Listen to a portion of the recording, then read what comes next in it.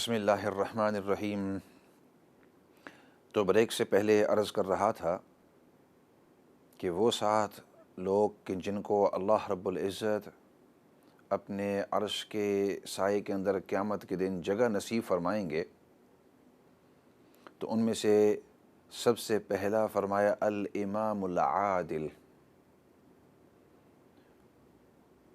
وہ ذمہ دار جو ہر لحاظ سے العادل۔ علماء فرماتے ہیں یہاں الف لام استغراق کے لیے ہے، اور یہ میں اس لیے عرض کر رہا ہوں کیونکہ مجھے پتہ ہے کہ بہت سارے علماء اور مفتیان حضرات ہمارے اس پروگرام کو سنتے ہیں، دیکھتے ہیں، تو ان کے لیے کہ العادل کا مطلب ہر لحاظ سے انصاف کرنے والا۔ ایسے کرتے ہیں، آگے بات کرنے سے پہلے کچھ کالز لے لیتے ہیں کیونکہ ایسا لگتا ہے کہ کافی کالرز انتظار کر رہے ہیں، تو کالز کی طرف جاتے ہیں، پھر آپ اس کے بعد پھر آگے تفصیل عرض کریں گے۔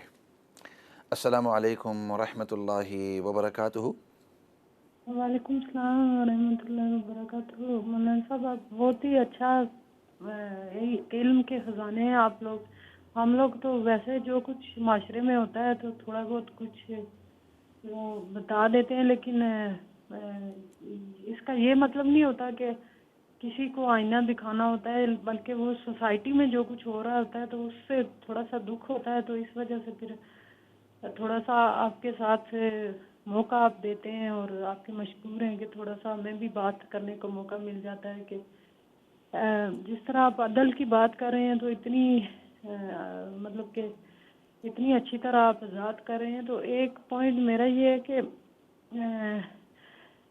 قرآن حکیم میں صاف کہا گیا کہ چاہے آپ کی بہن ہو، چاہے آپ کا بھائی ہو، چاہے آپ کی ماں ہو، باپ ہو، کوئی بھی ہو، قریبی رشتہ بھی ہو، تو جب بھی آپ بات کریں آپ عدل کریں۔ جب ہمیں حکم دے دیا گیا ہے تو اس قرآن حکیم سے ہماری غفلت ہے کہ ہم لوگ اس طرف دھیان ہی نہیں دیتے، اور جو بھی آج کل آپ دیکھیں پوری مسلم دنیا جو ہے وہ اسی میں جکڑی ہوئی ہے کہ ہمیں عدل نہیں مل رہا، کہیں بھی عدل نہیں کیا جاتا، نہ عوام کے ساتھ کیا جاتا ہے، نہ کورٹس میں کیا جاتا ہے۔ حالانکہ ہمیں پوری کوشش کرنی چاہیے کہ عدل کو ہر ادارے میں عدل لائیں، ہم کوشش کریں۔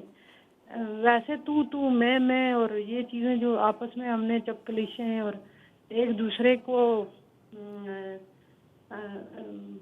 یہ جو تفرقے اور جو آپس میں جو چیزیں ہم نے شروع کی ہوئی ہیں، تو ان کی وجہ سے جو ہے نا وہ سارا جو ہے وہ سارا چیز نظام ہی درم برہم ہو جاتا ہے۔ ہمیں اس عدل کے اوپر پوری کوشش کرنی چاہیے کہ پورا نظام جو ہو، عدالتوں کا نظام ہو، گورنمنٹ کا نظام ہو، جہاں بھی کوئی اتھارٹی اپنی کو ابیوز نہ کرے، کہ اگر اللہ تعالیٰ نے اس کو اتھارٹی دی ہے تو وہ جہاں بھی کسی چیز کا بھی اتھارٹی اس کو دیا، as a parent, as a organiser, کسی چیز کا بھی ہے، ٹیچر ہے، کوئی ہے، جس اتھارٹی پہ بیٹھا ہوا ہے وہ دیکھے کہ میں کہیں اس کو ابیوز تو نہیں کر رہا، میں اس کے ساتھ ناانصافی تو نہیں کر رہا، میں خالی ٹائم پاس کرنے کے لیے تو یہ کام نہیں کر رہا۔ تو عدل یہی ہے نا کہ اس کی ضد ظلم ہے، اور ہمیں نبی کریم صلی اللہ علیہ وسلم اور ان کے صحابہ کے کسی بھی عمل سے ہمیں کوئی اپریشن نظر نہیں آتا کہ عدل ہی عدل، عدل ہی عدل، اور ایسا عدل کہ جس کا کہ اپنی ذات پر بھی آ جائے۔ جیسے حضرت علی کے کتنے واقعے ہیں، حضرت عمر فاروق کے اور حضرت عثمان غنی کے، کہ اپنا سب کچھ دے کے لٹا کے بھی وہ لوگ کہتے تھے کہ شاید ہم سے کوئی ناانصافی نہ ہو جائے۔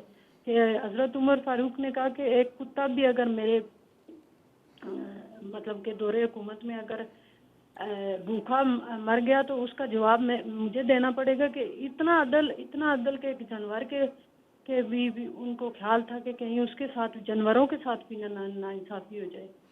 صحیح۔ تو آج ہم کیا کر رہے ہیں، تہس نہس کر رہے ہیں، مطلب کہ کسی کا پتہ ہی نہیں ہے۔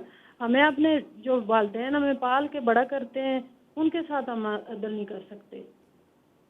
صحیح، اچھی باتیں آپ بہت نے کہی، شکریہ۔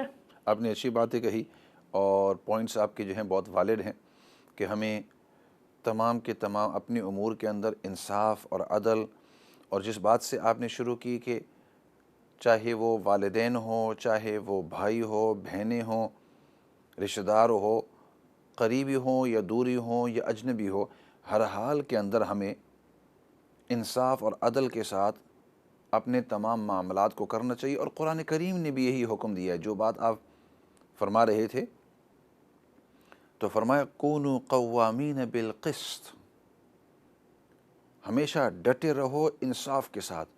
اور پھر آیت کے اندر فرمایا وَلَوْ عَلَىٰ أَنفُسِكُمْ أَوِ الْوَالِدَيْنِ وَالْأَقْرَبِينَ، چاہے وہ گواہی یا وہ انصاف آپ کے خلاف جا رہا ہو، آپ کے اپنے ذات کے خلاف جا رہا ہو، یا والدین کے خلاف یا کسی اور کے خلاف، ہر حال کے اندر آپ کو انصاف کے ساتھ رہنا ہوگا۔ اور باقی آپ نے یہ بات بتلائی کہ عدلیہ جو ہوتے ہیں، جو ججز ہوتے ہیں، ان کی بھی ایک ذمہ داری ہوتی ہے، تو بالکل آپ کی بات ٹھیک ہے۔ ایسے کرتے ہیں اگلے کالر کی طرف جاتے ہیں، پھر واپس آئیں گے اس موضوع کی طرف۔ السلام علیکم ورحمۃ اللہ وبرکاتہ۔ وعلیکم السلام ورحمۃ اللہ وبرکاتہ۔ مفتی صاحب، مفتی صاحب میرا سوال ہے کہ اگر کوئی مذہب چینج کر لے، کوئی وہ مذہب چینج کر لے، اس کے لیے کوئی دعا ہے؟ کوئی مذہب چینج کر لے تو اس کے لیے کوئی دعا ہے؟ اچھا آپ سنتے رہیں، دیکھتے رہیں جی۔ ہاں پلیز دعا اچھی طرح بتلانا، اپنا کوئی نمبر ہے دے دیں، اپنا کوئی بات کر دعا لیں۔ تو اس کے لیے اب اگر سننا چاہتے ہیں تو دعا تو کوئی خاص دعا نہیں ہے کہ جس کو آپ پڑھیں، لیکن جو ہاتھ اٹھا کر انسان دعا کرتا ہے نا سسٹر، تو یہ سب سے بہترین دعا ہے، کیونکہ جس وقت آپ درد دل سے دعا کرتے ہیں نا تو اللہ رب العزت اس دعا کو سنتے ہیں، نمبر ایک۔ اور نمبر دو، جو قبولیت کے وقت ہوتے ہیں، مثال کے طور پر تہجد کا وقت ہوا، اسی طرح فرض نماز کے بعد کا وقت ہوا، اسی طریقے سے مغرب سے پہلے جو وقت ہوتا ہے، اس قسم کی جو قبولیت کے وقت ہوتے ہیں نا، اس وقت آپ اللہ رب العزت سے دعا کرو۔ اور دعا جو ایسی جتنی آدمی اخلاص کے ساتھ دعا کرتا ہے، اللہ رب العزت اس کی دعا ضرور سنتے ہیں۔ لیکن جیسے آپ نے کہا کہ اگر کوئی مذہب چھوڑ دے تو اب اس کے لیے دو چیزوں نے، صرف دعا نہیں ہے بلکہ دوا بھی ہے، دعا بھی ہے۔ دوا کا کیا مطلب؟ دوا کا مطلب اس کو دعوت دینا، اس کو دین سمجھانا، کیونکہ انسان جب دین کو، ہمارے اسلام کو، العیاذ باللہ، اللہ سب کی حفاظت فرماوے، اگر کوئی دین کو چھوڑ کر جاتا ہے تو اس کی وجہ یہ ہوتی ہے کہ اس کو کوئی غلط فہمی ہوئی ہے، کیونکہ اسلام کے اندر کوئی کمزوری نہیں ہے۔ ہاں، مسلمانوں کے اندر کمزوری ہو سکتی ہے، ایک انسان کے اندر کمزوری ہو سکتی ہے کہ میں اپنے دین پر، یا آپ اپنے دین پر، یا فلاں شخص اپنے دین پر پورے طور پر عمل نہیں کر رہا، تو انسان کے اندر کمزوری ہے، لیکن اسلام کے اندر، دین کے اندر کوئی کمزوری نہیں ہے۔ تو اس لیے اگر کوئی شخص دین کو چھوڑ کر جا رہا ہے تو وہ کمزوری اس کے اندر ہے، اس کے اندر کوئی غلط فہمی ہے، اس شخص کو کوئی غلط فہمی آئی ہوئی ہے، اس شخص کو کوئی غلط فہمی ہوئی ہے۔ اب اس غلط فہمی کو لوکیٹ کرنا، پتہ چلانا کہ وہ غلط فہمی اس شخص کو کیا ہوئی ہے، کس وجہ سے وہ دین سے دور ہو رہا ہے، یا دین سے متنفر ہو رہا ہے، یا دین کو صحیح سمجھا نہیں ہے، یا جو وہ سمجھا ہے وہ صحیح نہیں تھا۔ تو اس لیے جب بھی کوئی شخص دین سے دور ہوتا ہے تو عام طور پر میں یہی کہا کرتا ہوں کہ دعا تو آپ ضرور کریں گے، اور کرتے رہنا، دعا کبھی بند نہ کرنا کہ یا اللہ اس کو دین کی صحیح اور سچی سمجھ نصیب فرما۔ اس لیے اگر آپ دیکھیں گے تو پروگرام کے آخر میں یا جہاں بھی میں دعا کرتا ہوں تو ہمیشہ میرے دعا کے الفاظ کے اوپر اگر آپ غور کریں تو میں کہا کرتا ہوں یا اللہ ہمیں دین کی سچی اور صحیح سمجھ۔ بعض اوقات انسان کو صحیح سمجھ ہوتی ہے لیکن وہ دل سے مخلص نہیں ہوتا، اس کو سچ نہیں چاہیے۔ اور بعض لوگ سچے تو ہوتے ہیں کہ یار کاش مجھے سمجھ میں آ جائے، لیکن جو ان کو دین کی سمجھ آ رہی ہے ان کے ذہن کی وجہ سے یا لٹریچر کی وجہ سے وہ صحیح نہیں ہوتی۔ تو اس شخص کے لیے دعا کرو یا اللہ سچی اور صحیح سمجھ نصیب فرما، اور اللہ سے گر گرا کر مانگو، چاہے وہ شخص اپنا ہو یا پرایا ہو۔ جب اس کو اللہ رب العزت دین کی صحیح سمجھ نصیب فرمائیں گے، آپ نے اس کے لیے دعا کی ہے، اور آپ کی دعا کی وجہ سے اگر وہ سیدھے راستے کے اوپر، دین مستقیم کے اوپر صحیح آ گیا تو اللہ رب العزت اس کے اعمال کا ثواب آپ کو بھی دیں گے۔ تو دعا تو آپ کرتے ہی رہیں گے. You are continuously going to make دعا فار دیٹ پرسن, اور سچے دل سے اس کے لیے کرو, کیونکہ آپ کو بھی پتہ ہے کہ دین سے, اسلام سے بہتر کائنات کے اندر کوئی ہے ہی نہیں, کوئی اور چیز ہے ہی نہیں, یہی راستہ ہے صحیح. لیکن ساتھ ساتھ آپ ان کو دعوت بھی دو. اب بعض اوقات یہ ہوتا ہے کہ انسان کو اپنے طور پر اتنا تجربہ نہیں ہوتا کہ میں اس سے بات چیت کر کے اس کے اندر جو کمزوریاں ہیں یا غلط فہمیاں ہیں یا جو دین کی صحیح سمجھ اس تک نہیں پہنچی وہ کیسے ان تک پہنچاؤں. بعض اوقات انسان کے اپنے علم کی کمی کی وجہ سے, نمبر ایک. نمبر دو, علم تو آپ کے پاس ہے, آپ کو پتہ ہے کہ یہ دین صحیح ہے, یہ ہمارے عقائد ہیں, لیکن تجربہ نہیں ہے. کیونکہ علم اور چیز ہوتی ہے, حکمت اور چیز ہے. ایک انداز ہوتا ہے کسی چیز کو پیش کرنے کا, تو وہ انداز, وہ تجربہ آپ کے پاس نہیں ہے. نمبر تین, وہ قبولیت نہیں ہے اس طرف سے. کیا مطلب قبولیت؟ وہ آپ کی بات ماننے کے لیے تیار نہیں ہے. اس کی مثال, بعض اوقات وہی بات ایک بھائی اپنے بھائی کو کہے یا والد اپنے بیٹے کو کہے دین کے بارے میں یا کسی چیز کے بارے میں, تو وہ اس کے دل پر لگتی نہیں. وہ سنتے ہیں لیکن فوراً اس کو ڈسمس, اس کو ہٹا دیتے ہیں. لیکن وہی بات اگر اس کا دوست کہے یا ایک عالم کہے یا ایک آدمی جو اتھارٹی کے اندر ہے, جو انفلوئنشل آدمی ہے, جو اثر والا آدمی ہے, یا جس کی اس شخص کی نظر میں عزت ہے, وہ عزت والا آدمی اس کو کہے, تو اس کی بات وہ قبول کر لیتے ہیں. اس طرح ہوتا ہے. تو اس لیے بعض اوقات علم کا مسئلہ ہوتا ہے کہ آپ اپنے کم علمی کی وجہ سے اس تک پہنچ نہیں سکتے یا اس کا جواب نہیں دے سکتے. بعض اوقات تجربہ, بعض اوقات قبولیت کہ وہ آپ کی بات نہیں مانیں گے. تو ان تینوں جب وجوہات ہوتی ہیں تو انسان کسی دوسرے شخص سے مدد مانگتا ہے کہ بھائی ہم چاہتے ہیں کہ یہ سیدھے راستے پر آ جائے. اور اس کی مثال میں یہ دیا کرتا ہوں کہ ایک بیمار مریض کی طرح اس کو سمجھو. تو ڈاکٹر کیا کرتا ہے؟ ایک ڈاکٹر, آپ ڈاکٹر کے پاس جائیں گے, کیوں کہ آپ ڈاکٹر ہے نہیں, آپ کو علم نہیں ہے کہ اس کو کون سی دوائی دینی ہے, اس کے اندر جو کمزوری آئی ہے وہ کس طریقے سے. بعض اوقات انسان کو پتہ تو ہوتا ہے لیکن تجربہ نہیں ہے کہ اس کو ایک ڈوز, دو ڈوز کیا کرنا چاہیے کیا نہیں. اور بعض اوقات یہ ہے کہ وہ آپ کی بات نہیں مانیں گے, بلکہ آپ کو ڈاکٹر کے پاس یا کسی کنسلٹنٹ کے پاس یا کسی اسپیشلسٹ کے پاس, کسی عالم کے پاس, کسی مفتی کے پاس, کسی دیندار شخص کے پاس آپ کو جانا ہوتا ہے. تو اس لیے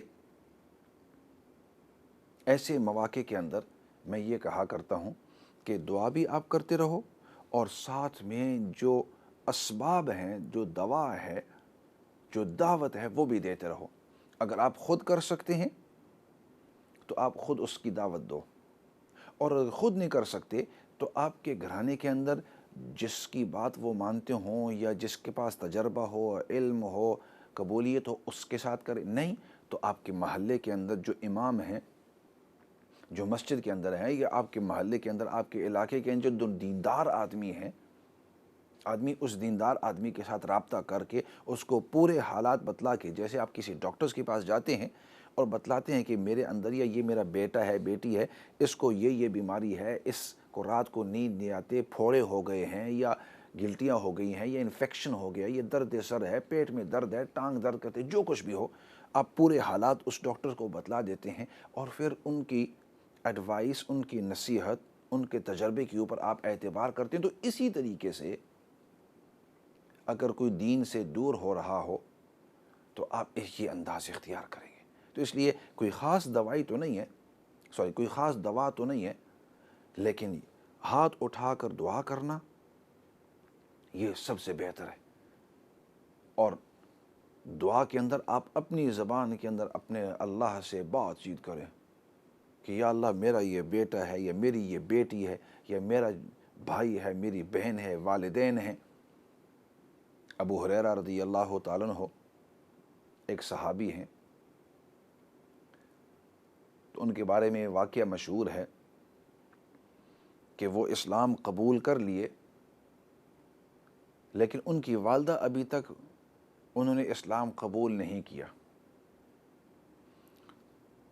تو واقعات کے اندر شاہ صاحب مولانا عبدالمجید ندیم صاحب رحمۃ اللہ علیہ واقعہ بیان کرتے ہوئے فرما رہے تھے، فرمایا والدہ نے ایک مرتبہ تنگ ہو کے فرمایا، کہنے لگی کہ بیٹا یہ جو محمد صلی اللہ علیہ وسلم کے پاس جاتے ہو، آج فیصلہ کر دو، یا میرے پاس آنا ہے یا ان کے پاس، دونوں کے پاس نہیں جا سکتے ہو۔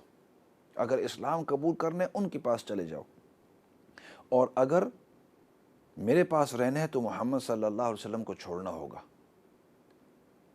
بڑے پریشان ہوئے۔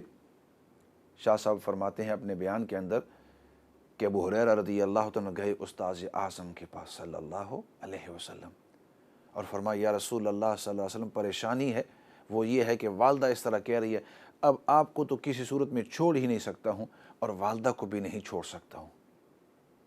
نبی کریم صلی اللہ علیہ وسلم نے ارشاد فرمایا، جس کا مفہوم ہے، فرمایا ابو ہریرہ بتلاؤ، یہ تو اب ماں بیٹے کا مسئلہ ہے، میں کیا کروں؟ عرض کہ یا رسول اللہ صلی اللہ علیہ وسلم آپ دعا کر لیں ان کے لیے۔ فرمایا ہاں دعا کر سکتا ہوں۔ روایات میں آتے آپ صلی اللہ علیہ وسلم نے ہاتھ اٹھائے تو ابو ہریرہ رضی اللہ عنہ بھاگنا شروع کر دیے۔ کسی نے پوچھا کیوں بھاگ رہے ہو؟ فرمایا میں دیکھتا ہوں کہ نبی کے ہاتھ پہلے نیچے ہوتے ہیں، یہ میری ماں جو ہے وہ ایمان پہلے قبول کرتی ہے۔ وہاں گئے اپنے گھر کے پاس تو پانی کی آواز آ رہی تھی، دستک دی، فرمایا ابو ہریرہ رک جاؤ، انتظار کرو، میں غسل کر رہی ہوں۔ اتنی دیر میں غسل کر کے بعد آئی، فرمایا جس سے میں تجھے روکا کرتی تھی محمد صلی اللہ علیہ وسلم کے پاس، آج مجھے ان کے پاس لے جاؤ، میں بھی ان کا کلمہ قبول کرتی ہوں۔ فوراً اللہ نے ان کو ایمان نصیب کیا۔ تو اس لیے دعا ضرور کر لیا کریں۔ خیر، وقت بھی مختصر ختم ہو گیا ہے اور موضوع اس کے اوپر، لیکن اس کے اوپر میں نے اس لیے زیادہ زور دیا کیونکہ یہ اب آج کل حالات بڑے آ رہے ہیں۔ ایسا کرتے ہیں، اسی کے ساتھ آج کے اس سیشن کو ختم کر دیتے ہیں۔ الحمدللہ رب العالمین والصلاة والسلام علی سید الانبیاء والمرسلین محمد وعلی آلہ وصحبہ اجمعین۔